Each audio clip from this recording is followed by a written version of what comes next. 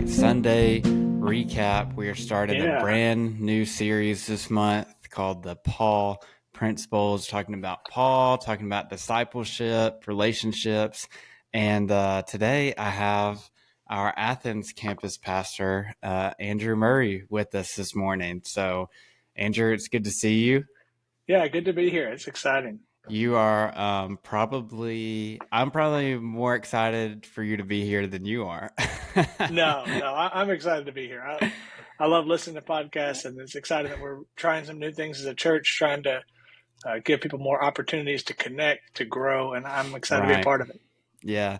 I know that, maybe if you and I both had our choice, we probably wouldn't be around behind the camera as much. My first job in No, the church, I don't know if everybody knows, but my first job in the church was just running Pro Presenter in the back, and I kind of like that. I kind of yeah, like that. Sometimes desire, man, I wish I could just be in the back pressing buttons for a little bit. You know what I'm saying? yeah. No, But I understand that. anyways, yeah, so I'm excited today for some of our church family to get to hear from you and get to know you a little bit better. So you actually were the mastermind behind this message, is what I was told. Yeah, And so we're talking about the Paul principles. Each week we're going to talk about things that we're gathering from Paul. A lot of this, we're going to focus on discipleship and how Paul discipled people and his relationship with Timothy. And just looking through the notes, one of the first things that stood out to me was, you know, sometimes we think about going to make disciples as something that just happens like very easily. Okay, well, maybe I'll find somebody who's already following Jesus and, I'll invite them to my small group. And you talked about, it doesn't say just like find disciples. It says go make disciples. And that's a pretty big difference. And I found myself sometimes, uh, yearning to be around people that I see potential in, but maybe who have not dove into their spiritual life or anything like that. Sometimes I think as a pastor, it's easy to get in these bubbles where it's just us and people that, other pastors or high up leaders in the church. And sometimes it feels so good just to be like, oh, I'm going to go to the coffee shop and be around some people. And so tell me a little bit about what that looks like for you. How do you make disciples rather than just finding them? yeah. It's really interesting, and you're gonna love this because you and I we like to dive into the Greek and the word study, and so that verse, Matthew 28:19, therefore go and make disciples of all the nations. Um, make disciples in the original Greek is actually the imperative in that sentence. So imperative means it's a command. So in that phrase, in that teaching that Jesus has for his disciples, this is right before he's going to leave the world. He gives them one last command, and the command is not really like go into all the world. Sometimes that's the part we take as being the command. The command is make disciples, Right. and go into all the world is really the like accessory to that command. It's like where this is where you're at. This is what you're going to be doing. You're going to be making disciples. This is my command for you.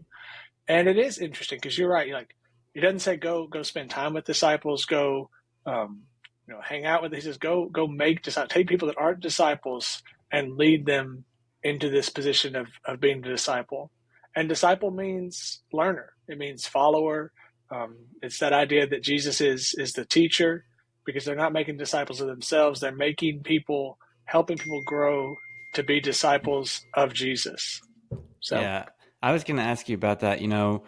Um, I think that that's a word that we throw around so much. That's such a church word that sometimes it's yeah, almost like we lose what the real meaning of it is. So for you, what is that disciple? You just said it's a learner of Jesus.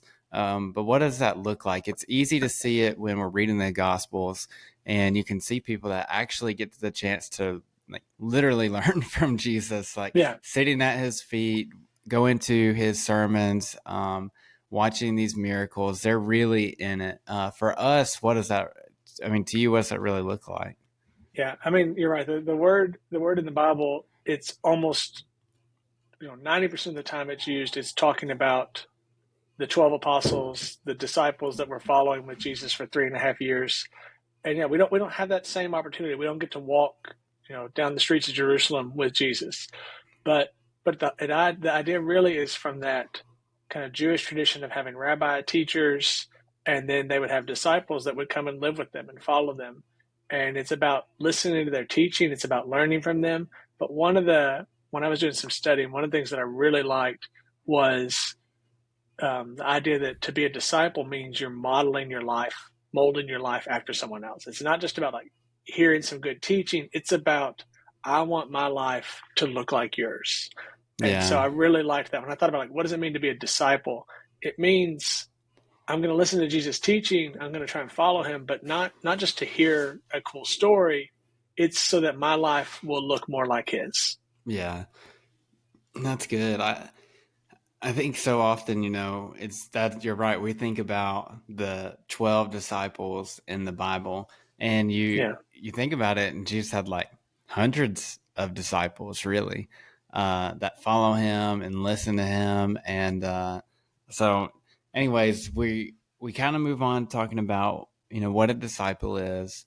Um, and the point of this message was to discuss purpose. Yeah. And I wanted to, I guess we'll spend the majority of the time talking about purpose. But one thing that I was thinking about when I was reading through this was, the first point is purpose comes from God. And Paul has this really miraculous conversion. He has an insane origin story, if you will. Yeah. And, but, I was thinking our purpose comes from God. If I'm far from God, am I far from my purpose?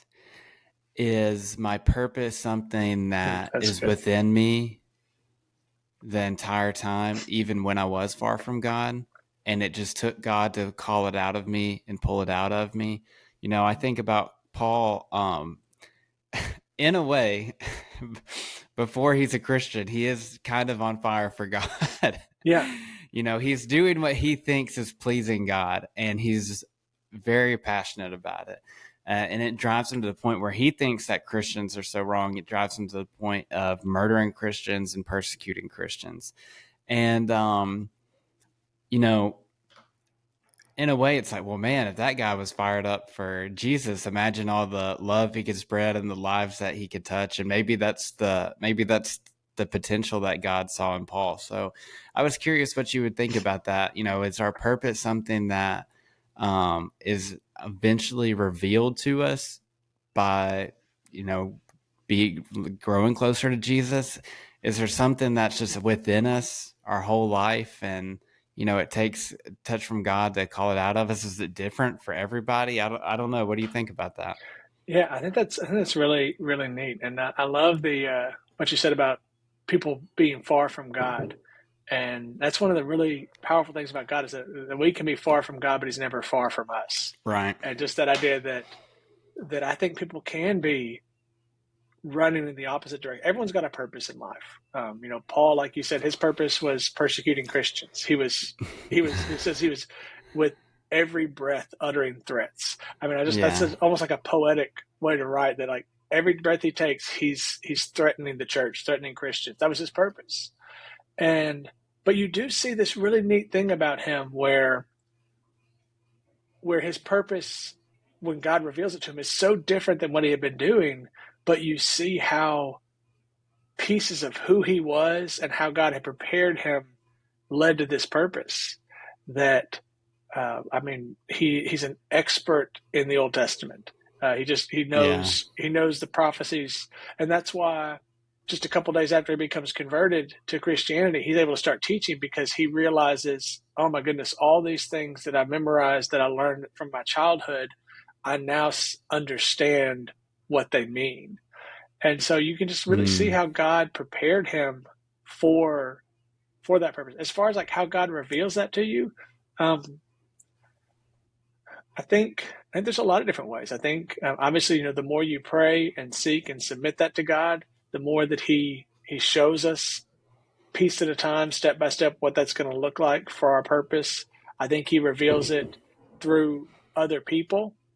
You mentioned wanting to hang out with other disciples, and part of discipleship, I think, is growing in ourselves. Part of it Right. is helping other people to grow, but part of it is everybody needs someone to help invest in them and help you grow. And so I think that that's one of the things we're going to see as we look at Paul and Timothy is that Paul really led Timothy into deeper relationship with Jesus.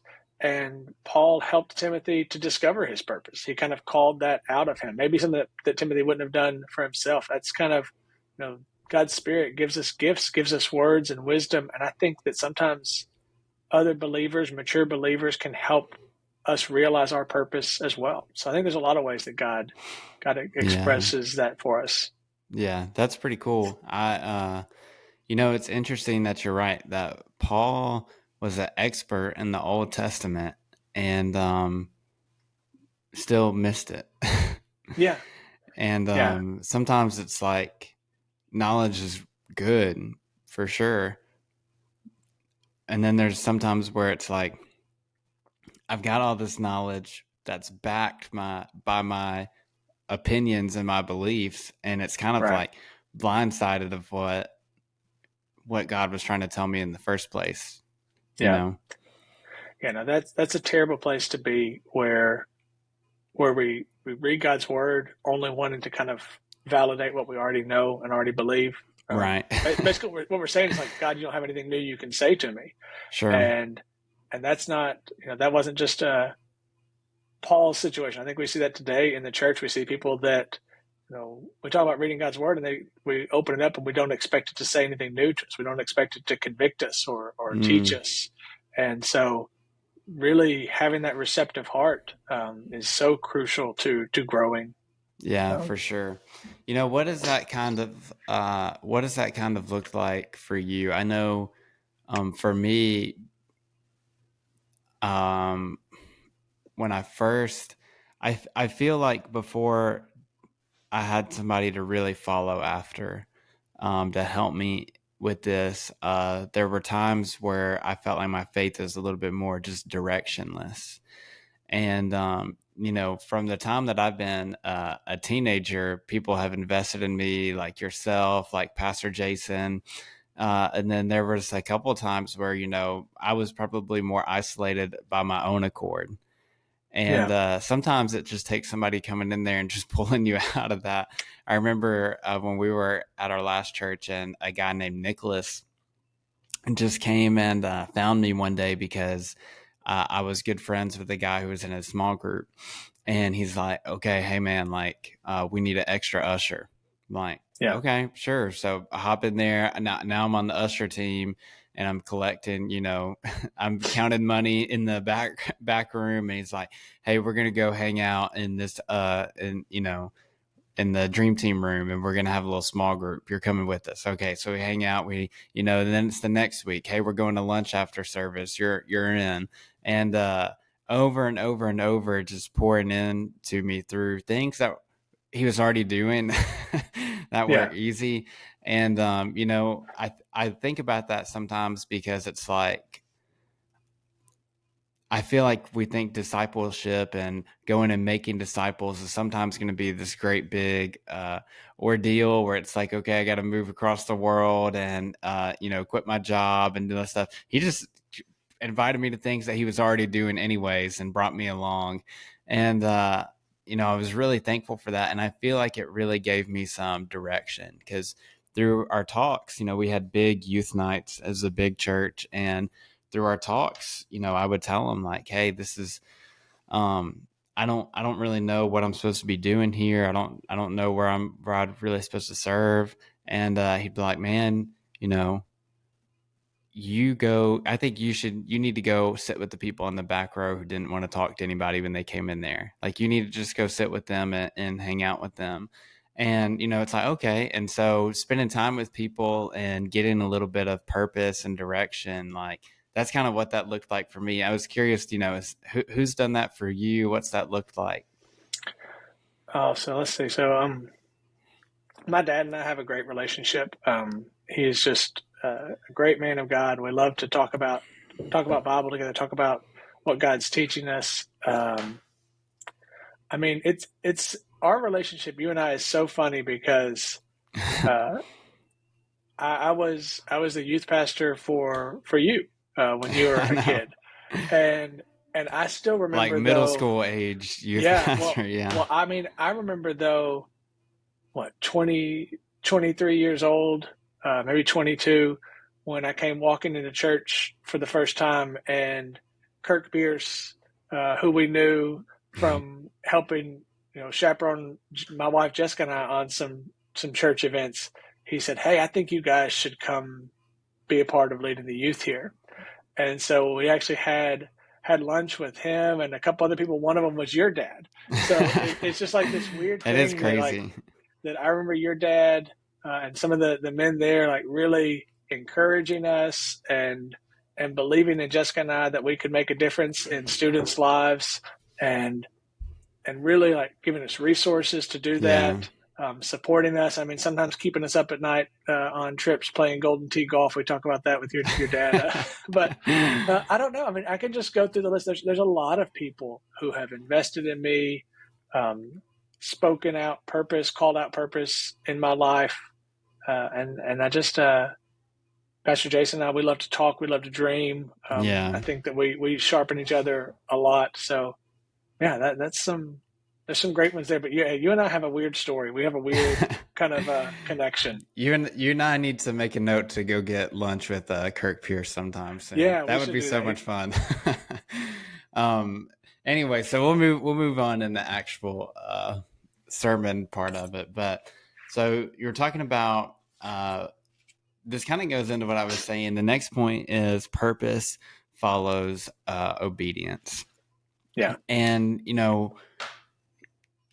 God gives Paul very clear cut commands, and it's like and then go into the city. He does that. All of the stuff happens. He learns from Jesus. Um, but I was thinking about, for us, it's like most of us on our journey did not lose our sight and, have to be and heard from the Spirit of Jesus saying, "Why are you persecuting me?" that, yeah, so for us, what does that obedience look like? Is it just because some people might say, well, I want to know what my purpose is, but I don't feel God telling me anything specific. yeah. Um, and so this one's going to be a little toe stompy on people, and it's toe stompy on me as well. I think that a lot of times God has told us to do something, and we've not said yes to it, Mm, and it's usually something we don't want to do. And that was something that really kind of jumped out to me when I was looking at this story about Paul, because he's blinded on the road. He meets Jesus, and he tells him, "Go into the city and wait." And I was thinking about that idea, and it kind of dawned on me that what you know about Paul's personality, he doesn't sit and wait ever. He's always yeah. going, always pushing, and even at the end of his life, he does, we believe, have some eye problems later in life. He can't see very well, he can't write very well, and he doesn't let it stop him. So as I was thinking about it, it dawned on me. I was like, I bet Paul didn't want to do it. I Yeah. bet Paul, even blind, was like, I'm ready to go back to Jerusalem and start teaching people. I met Jesus. I know I was wrong. I'm ready to turn it all around. And instead of doing that, he has to obey and do something that maybe he doesn't really want to do. And I think that's where we get stuck a lot. I think God will always reveal his plan for us, but I think we get confused often as Christians because what we want to see is the whole plan. We want to see, for Paul's life, he wants to see, I'm going to go to Antioch, then I'm going to go to Damascus, I'm going to go to, all these places. Show me the big picture. And what Yeah. God says is, here's what I want you to do today. And I think that that's where we often get stuck. And it's just that, we have this preconception that what God's purpose should look like should be big and grand and complete. And what it really looks like is, hey, today you need to let go of this thing that's kind of keeping Mm, you from growing closer to me. Today it means um, forgiving somebody that yeah. you've got this baggage in your life that you can't move forward in my purpose until you let go of. And I don't know what that is, but I do know that um, when you kind of pray that prayer and you say, God, I want you to reveal what's in my heart and search me and tell me what to do, I know that he'll give you an answer, and probably you're Yeah. not gonna like it. So Yeah. I feel like that is interesting because oftentimes, the point was that this purpose comes on the other side of obedience. And oftentimes there's something that maybe we're reluctant to do, maybe that we're really not sure if we want to do, but just on the other side of that is something that's really fulfilling.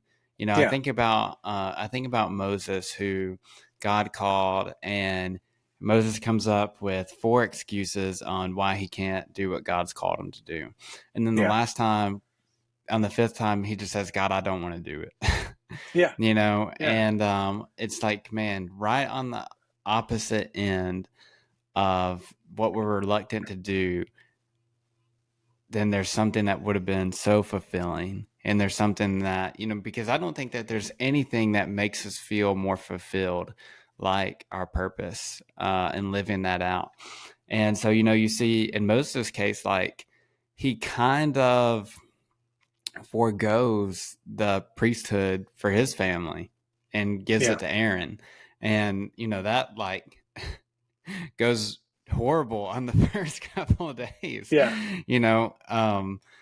And so I think what I learned from that story is there's going to be things that I'm reluctant to do.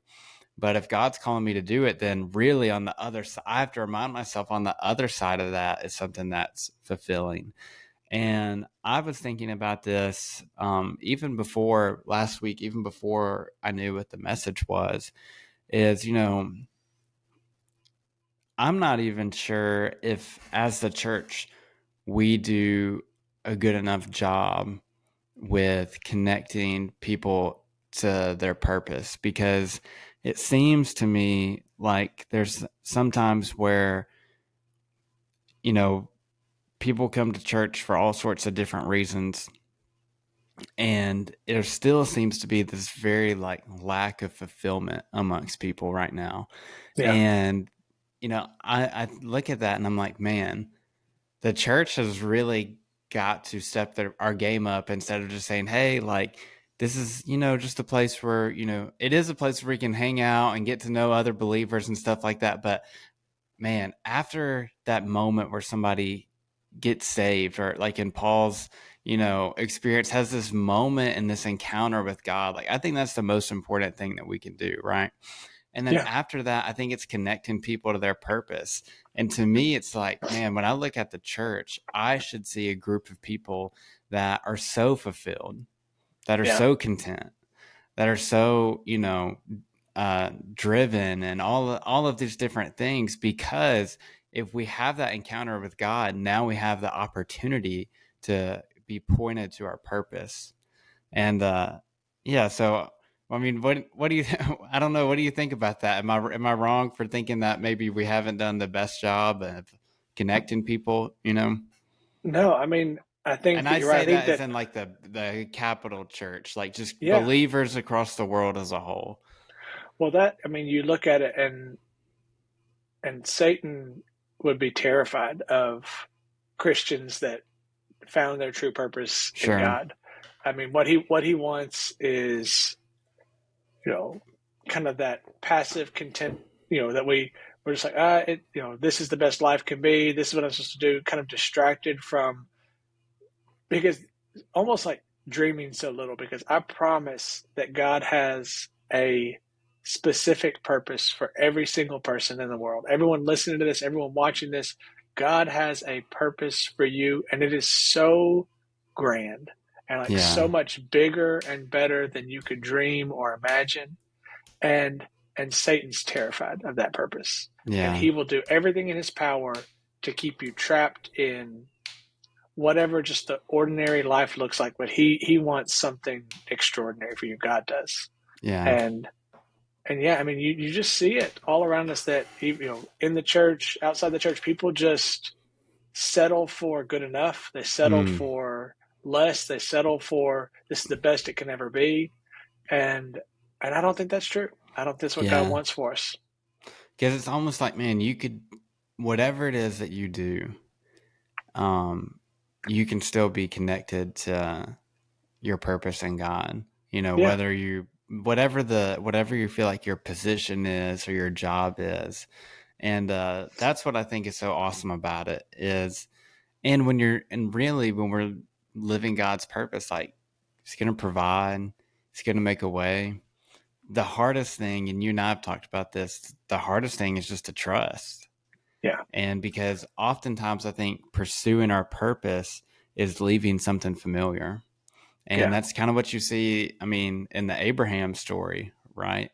It's like, okay, Abraham, I will call you to be, I know you have no family, but I will call you to be the family that turns into the nation that blesses all the other nations. Your first step is to leave what's familiar. And, yeah, you know, I think it was last week that we actually talked about this, and this is kind of getting into our next point: is purpose brings opposition. One of the unique things about that is if we're searching for our purpose, I don't think that what we're supposed to be feeling all the time is comfort. And yeah, so, you know, it's not a surprise that opposition comes, but it's also not I'm not going to say that the opposition's not going to be as bad as we think it is, but we just have to remember that the purpose of pursuing our calling was not finding comfort in the first place, right? And yeah, to me, when I look at that Abraham story, it makes me excited because, you know, I like to do things like go on mission trips and do fun stuff. And it's like, man, um, since the very beginning, sometimes God's calling has led to adventure. yeah, And that's honestly a better fulfilling emotion to me than comfort is. And so it's no wonder that our purpose brings opposition, right? And yeah, so a lot of times when we bring that up, we talk about spiritual opposition, we talk about all sorts of things. And in Paul's case, right here, it's talking about how the Jews, probably some people that he had known in his past life, plotted yeah. together to kill him. So, like today, what is that? You know, what do you think that that opposition looks like that we're afraid of and that keeps us from pursuing our purpose? Yeah, I think that for Paul, obviously, you see, right away, probably the same people that he was going to do some persecuting with. Now they spend a week or two, and they're like, I guess we got to persecute Paul, and so they Right. they they turn on him. Um, I think though that we actually do see that in our life. It may not look quite like someone wanting to arrest us, but what we see when we step out in God's purpose for our life is that people that we were living our own purpose with before are going to oppose us, Yeah. and that's going to be like your friends and family that maybe they really liked the way your life looked before, and Mm. they really liked getting to do the things that you guys did before, and they like that comfort, and you having a deeper calling and conviction. It makes them uncomfortable. It makes them have to examine their life, and they're gonna want to speak negative words and negative commentary over your purpose, and that's opposition. And I Yeah. mean, I think people have seen that, and um, that's hard. It's Yeah. hard to have people that you love and care about, and people that care about you. Now they're not with you in what you're trying to do. Mm. So I think that's some of the opposition that we face. Uh, I mean, I think it's hard for everybody. From we talk a lot about like teenagers with peer pressure, but man, peer pressure when you're an adult is still there. It doesn't go away. We don't talk Yeah. about it as much, but I mean, I think from kids all the way through adults that you face that pressure from your friends and your family, your connections. I think also one of the things that Paul faced a lot of opposition in was in himself. Mm. Um, in one of his letters, he writes about his early conversion, and he talks about how he went to Jerusalem to meet with the other apostles because he needed to know that he was doing the right thing. He Yeah. needed to know, like, he needed to know that what he was teaching and how he was ministering was right. And I don't know where that came from exactly. I don't know what happened inside Paul that he had this feeling of like, I'm wasting my effort. I'm misguided Mm. in my purpose. But even Paul, who we look to as just like this incredible example, he has this doubt and he needs reassurance. And so I think that's another way that we face opposition is that Satan whispers those lies in us that's like you're never going to be different, you're never going to make a difference, you're never going to change. God doesn't really want you, God doesn't really use you. Um, and yeah, I think that's just one of the ways that we face opposition is just that internal battle that we face every day. Yeah. Man, and I think I think just from coming out from being a teenager into somewhat trying to be an adult now, I think it's worse when you're an adult because it's like if God calls you to do something, sometimes if you're a kid, you can just blame it on like, oh, well, I'm just being he's just being a teenager. So, whatever. And, for me, like, I remember when I was first meeting Emily, my fiance's family, I had this thought in the back of my head, like, what if they look at me and just say, like, hey, when are you going to get a real job? Yeah, And they would never do that. And they are really supportive and they love me and love what I do. But that was one of the thoughts that was creeping into yeah, my head was, somebody was going to say like, hey, this is fun. I'm glad you like being a youth and children's pastor, but like eventually you're just going to have to grow up. yeah, And I think a lot of those things creep in our head. If you're somebody who, um, is really driven and wants to do things really well, then yeah, you're probably your own worst critic. You might give yourself unnecessary, fabricated opposition. Um, but on the flip side of that is I like how we talked about that, and then we went into our next 2 points: is that purpose has an impact, and purpose sustains us. And so, it does have opposition, but we do get to end. We ended on this high note, and we follow God's obedience, we remain faithful, we live out our purpose, and it's going to have an impact. Have you ever felt like, did you ever get stuck in that mindset of what you're doing is not having an impact? oh yeah, all the time. Yeah. I think I don't know. I think that goes back to like our human nature of we really we like instant feedback. We Mm, like instant gratification. And I heard a quote that was something about we we overestimate what we can accomplish in a year, and we underestimate what we can accomplish in a lifetime of faithfulness. And yeah. like we think, man, I'm going to do this. I'm going to step out, and next week I'm going to tell God, I'm going to put my yes on the table for making disciples. And next week, I'm going to have 50 of my friends show up at church because I'm just going to be on fire, and nobody Yeah. comes. And we get discouraged because we don't see that instant impact.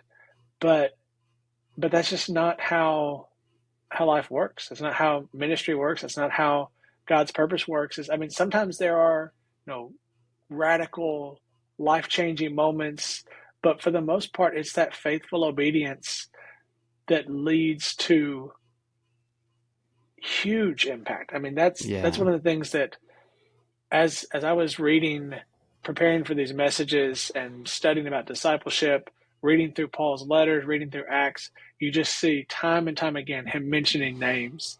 And it's people that he invests in for years, his Yeah. friends, his coworkers, and God in the gospel. And he just, I'm sure there were some days where he was like, man, today was a really great day and a lot got done. But I think for the most part, if Paul just faithfully climbed up that mountain one step at a time, but you get to the end of his life and he just has this huge impact that has shaped culture, shaped the world since for 2,000 years because of what he did every day. Yeah. And I think it's the same way in our lives. I think that we really want that, like those big wins that come right away. And I think that we've just got to be faithful, and we're going to see the impact and trust God's promise on that. Yeah. Yeah. I mean, there's some people that want to do full time ministry, but don't want to lead a small group because there's only 4 people in their group. Yeah. You know what I'm saying? Yeah.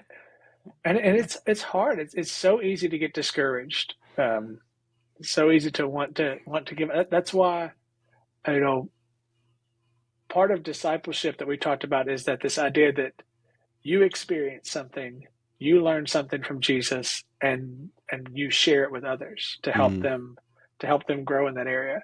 And so, Paul says that a lot in his letters, like don't give up, don't get discouraged. And I think it's probably because there were times in his ministry that he was discouraged and he wanted to give up. yeah. And he walked with Jesus through that and learned through it. And now on the other side, he's wanting to help teach others and help them grow. But he still needs it too. I mean, that's just a part of life. We just Yeah. keep facing opposition. We keep having to trust. Yeah. I'm going to, you and I shared this verse with you before, something that brings me comfort. And I'm gonna throw it on here now because I'm gonna flex how we have such fancy Oh, stuff. look at that. And in Acts 16, starting in verse 6, says that him and his companions traveled through the region of. You want to take a guess at this one? At Phrygia, That's Phrygia. Phrygia is how I Phrygia, heard. Yeah. and Galatia. We've heard of that one because the Galatians. And it says that they were kept by the Holy Spirit from preaching the word in the province of Asia. When they came to the border of Mysia and Bithynia, the Spirit of Jesus would not allow them to. So they passed through and went down to Troas. During the night, Paul had the vision of a man in Macedonia standing and begging him, "Come over to Macedonia, help us." After Paul had seen this vision, we got ready at once to leave for Macedonia, concluding that God had called us to preach the gospel to them. And this is just a couple verses, but it's such a crazy story because it's like, okay, you walk miles, and then it says that, the Spirit would not allow them to preach there. Okay, so then they pass down to another city. I'm assuming they're walking miles. And once they get to this city, Paul has a dream of a guy in Macedonia who's begging to him, "Come help us." And after Paul sees the vision, then they get up and they're like, "This is where God called us to go." Well, it's like, okay, well, Paul was still Paul when he went to these other places, but sometimes, God allows there to just kind of be this journey, right? Yeah. And that's exactly what I think. That's a picture of what the journey looks like in our own lives. Is sometimes we go to Galatia and we're like, maybe this is not it. And then we go to Troas, or we're like, and then you get this vision. Oh, I think we're supposed to go here. And you would think if you're Paul's companion who's with him, you'd be like, oh my gosh, like I don't know if this is the guy that I really want leading us, because we've been Yeah. walking for weeks and I feel like we haven't made an impact yet. Yeah. And I love that story. I had read through that when I was looking for, studying for myself, like what's my purpose and what can God teach me about purpose. And I love this example because, man, that's what we want. Is we want God to just like give us this vision and say, this is where I want you to go. Um, and I think the human side of it that's so funny is you probably picture that when Paul got over there, it's like, man, he must have gotten to speak at some like amphitheater, and there were 100,000 people, and he, did an altar call, and everybody came down to the front, and they all got saved. No, he goes to prison. Like that. That's what, like Right. Jesus says, this is where I want you to go. Paul goes, and he gets thrown in prison. Like that was the plan. And um, there's obviously more that happens there, but we I think sometimes we can't possibly understand what God's plan could be. Mm, That we just have no way to see the complexities and the way that we're going to interact with people. And I think that there was probably more impact that Paul had through being thrown in prison than he would have had, preaching yeah.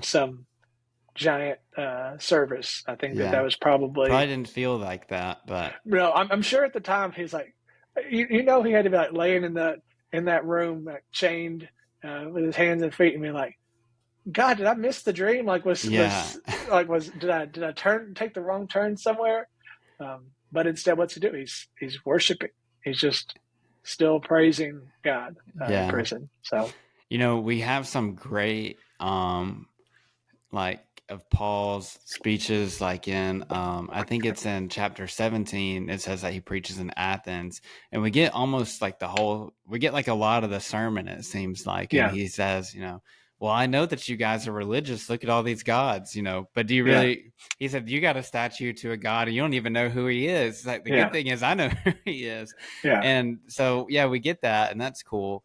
But the stories that we really come back to are when they worship and the chains break. And then yeah, how much more of an impact does the letters that he wrote while in yeah, prison have, rather than him? We might not have what he said preaching on the street corner that yeah, night. Though we do yeah, have the letters that he wrote when he was in prison. And so I think that's a crazy picture of, earlier we talked about Paul being somebody who's like, go, go, go, go, go. And then God even being like, I think you need like, some time to yourself. yeah. Yeah, but you're right. I mean, I think Paul had no idea. I think Paul maybe was just sitting in prison. He's like, well, I can't do anything else, so let me write some letters to some people. Yeah. And you're right that maybe that was God's plan all along, or at least part of Yeah. it was to offer encouragement, not just in the places that Paul could walk to in a couple of years of not being in prison, but instead to offer encouragement to all Christians through all time because of having that Yeah. recorded for us. So yeah, Yeah. I Which think is though that when we, crazy. yeah, but you see the impact. You see the impact that's Uh, bigger than what Paul ever could have dreamed, and I think it's the same for each and every one of us. yeah. And then lastly, this goes perfectly with that our purpose sustains us, Yeah, because, even when he's in prison, and even when, I told you about him, one of like the saddest verses in the Bible to me is when he's writing to Timothy at the end of his life, and he's like, bring me my coat, I'm freezing in yeah, prison in here. But you also see that he never lost his purpose, yeah, and it sustained him through hard time after, you know difficulty and bad circumstances. He was able to have a supernatural endurance that, a lot of us look to. And I think that sometimes we forget that that's available for us. yeah, yeah, and I think that I try and picture, like what was it like for Paul? What was because he's writing to Timothy from prison, and I kind of think that he reached back and remembered that Damascus Road moment that he had, and that time sitting, blind when Ananias comes to him and says, "Hey, you're going to be God's messenger to the Gentiles and to kings, and He has this purpose for you." And maybe Paul thought it was going to look a little different, but through his arrests, he gets to stand before King Felix. He's in Rome, waiting to be on trial in front of Mm, Caesar. He's going to get to stand before kings, and I think yeah. that he had to look back and be like, God, this was your purpose for me. And Yeah. so even when things are hard, I can trust that because this is your purpose, that I can trust in it. Mm, And so he writes to Timothy. Timothy's a young pastor at a church. He's got some opposition. He's got some people doubting him. He's got some doubt in himself. And what he reminds Timothy of, he says, remember that time when the elders all put their hands on you and spoke this purpose over you, spoke this calling that God had for you, and they prayed for you, and you received the gift of the Holy Spirit. He said, when things are hard and when you've got some doubt, when you need some strength, you remember those times that God's purpose was so clear in your heart, and yeah. that's going to sustain you. Yeah, man. I get chills just thinking about all of this stuff and him going to uh, court, and it's like, are you going to defend yourself? He's like, well, I got all these people in the room. I think I'm going to preach the gospel. Yeah, yeah. I mean, he doesn't even really offer much legal. I mean, Mm, he makes his appeal to Caesar because he Yeah. wants to go to Rome. Yeah. It's just another one of those like wild purpose things. I love, um, you get caught up in the story of Paul. He writes the book of Romans to the church at Rome, and he's like, "Hey, I really want to come see you guys, but first I got to go take this gift to Jerusalem, and y'all just pray for me that things will go well there." And they go terribly there. That's when he gets arrested. But then he's like, "Well, I guess I'm arrested. I want to appeal my case to Caesar," and so they have to ship him to Rome. And so he goes in chains, but he still gets to go where he wants to go, where God was leading him. But it looks really different. But I Yeah. don't know. You see such a bigger purpose and impact from it because he was obedient.